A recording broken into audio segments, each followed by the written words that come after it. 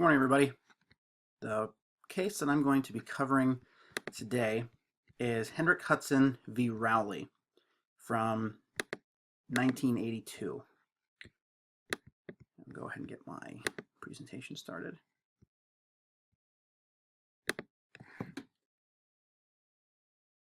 So the case that we're looking at, a little bit of background information.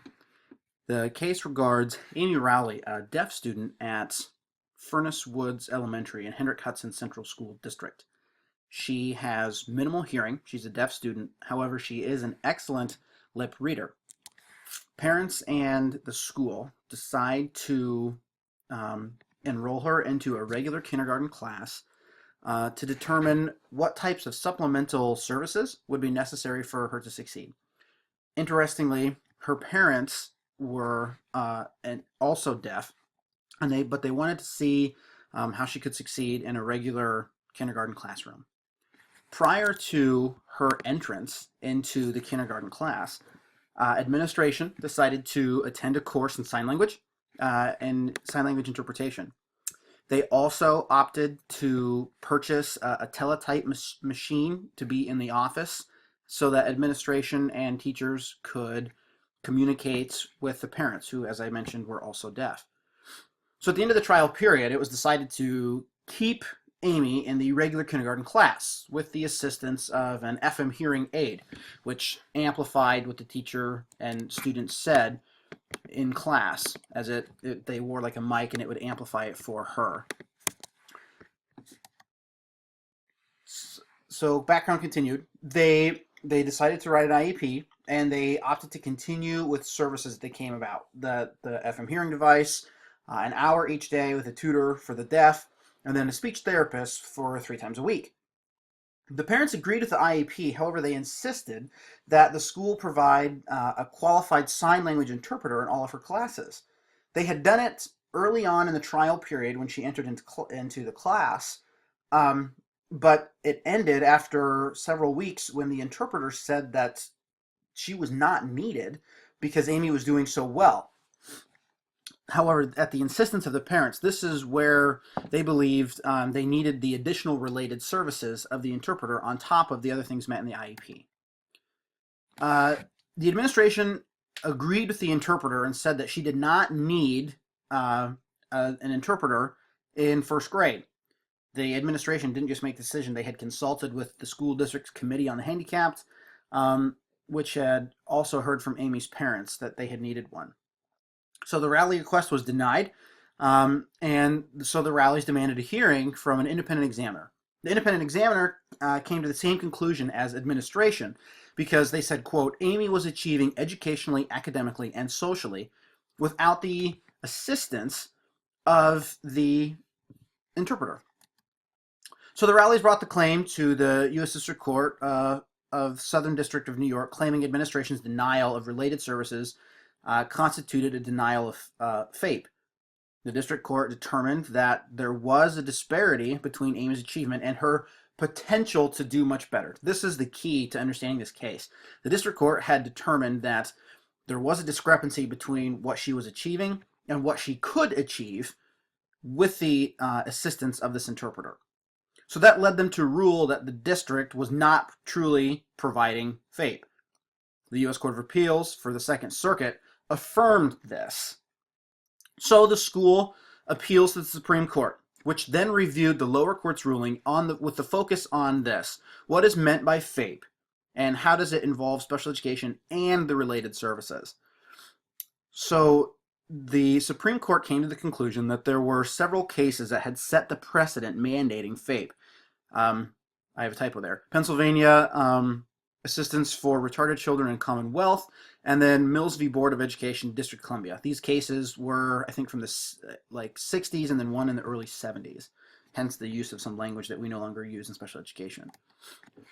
So the court ruling, interestingly now in the Supreme Court reversed the Second Circuit's decision and the other lower court, claiming that the District Court and the Second Circuit had inappropriately ignored the definition of FAPE. They had, according to the Supreme Court, misconstrued what that means. And this case is important because it's the first time that the Supreme Court rules in on the interpretation of what some of these definitions mean in special education. So they said FAPE consists of educational instruction specifically designed to meet the unique needs of handicapped children, supported by such services, or what we would call related services, as are necessary to permit the child to benefit from the instruction. This is key, because the law does not guarantee them to reach full potential, nor does the person who, Rehnquist, who was writing the majority opinion, where he stated, nor does it maximize the potential of handicapped children commensurate with the opportunity provided to other children. And then continues on, the intent of the act was more to open the door of public education to handicapped children on appropriate terms than to guarantee any particular level of education once inside.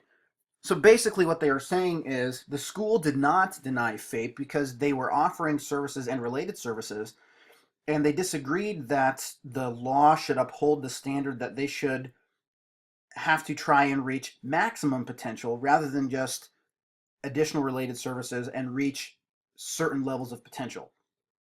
Now that can be misconstrued two different ways, I think, to understand how the court is interpreting this, and we'll talk about that in a moment. So some applicable law here, of course, the development of the IEP, lots of different issues with FAPE, and of course related services. So my personal response is I agree with the Supreme Court's decision, because when you look back at the reports and the information, all the data that was gathered, the administration, they didn't make this on a whim. They weren't trying to be cheap. They had talked to experts who had been working with Amy and stated that she was achieving academically, socially, and she was gaining, and she was doing very well without the assistance of that interpreter. However, here's where I kind of had an issue with it. I agree with the decision. However, this is my fear. Does this, though, the question whether or not this sets the standard for a minimalist approach to providing FAPE and related services. So what I mean by that is I agree with the decision. However, the court was interpreting it as such to say that the school was providing services, but they were not the highest, they were not as good as they could have been, but they were doing what was required by the law. That I think you could interpret that as saying the school was doing some people could interpret it as saying the school was doing the bare minimum, and that's good enough. And I'm not okay with that, and I know that none of us are. However, I think what we see in this case is the Rowleys were wanting to demand absolute best for everything for their child, which I know every parent wants, but the school, according to the Supreme Court in this case, was only required to uphold the law, which they did, which did not guarantee her absolutely everything that was out there for her. So implications for leaders. I think it's what we saw we know to do, and what we saw this school do is to seek advice from multiple experts before making a decision. Be sure to listen to parents. This is one where it seemed like they were working out so well together in the beginning before the situation became litigious between everyone. And again, according to the law, some might be uncomfortable with this, but according to the court, instruction only needs to confer educational benefit to qualify as FAPE. Basically saying, as long as there is some sort of educational benefit, this is meeting the requirement of FAPE. It doesn't have to be the best instruction, but it has to be able to uphold and allow for FAPE and for special education and related services. So my questions are this. Has the Supreme Court ruling set a precedent for a minimalist requirement for schools to follow? Kind of like what I talked about earlier. Is this sort of setting the bar low that you only have to meet this type of standard? Or do you agree with the court's ruling? Why or why not? And if you were the school leader, would you have died on this hill or given in to the Rowley's demands? I think, we often hear that phrase, is this something the hill you're willing to die on? I'm wondering what people have to say about that.